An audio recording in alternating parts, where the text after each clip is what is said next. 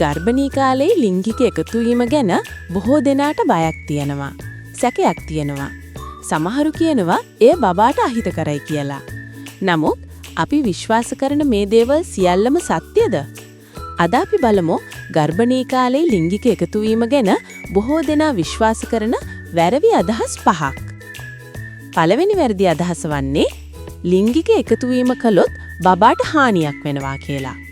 නමුත් ඇත්ත වශයෙන් බබා ගර්භාෂය තුල ජලයෙන් පිරුණු ආරක්ෂක පරිසරයක හොඳින් ආරක්ෂා වෙලා තියෙනවා.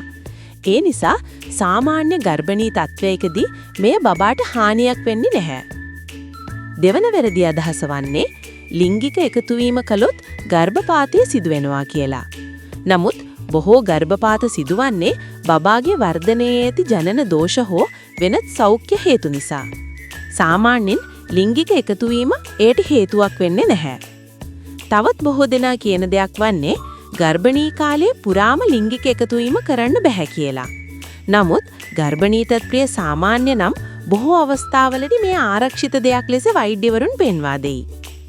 තවත් කෙනෙකු කියනවා ලිංගික එකතු වීම වෙද්දීම බබාට එය දැනෙනවා කියලා. නමුත් බබාට එය දැනෙන්නේ නැහැ. බබා ගර්භාෂය තුල ආරක්ෂිතව සහ සුව පහසුවෙන් පවතිනවා.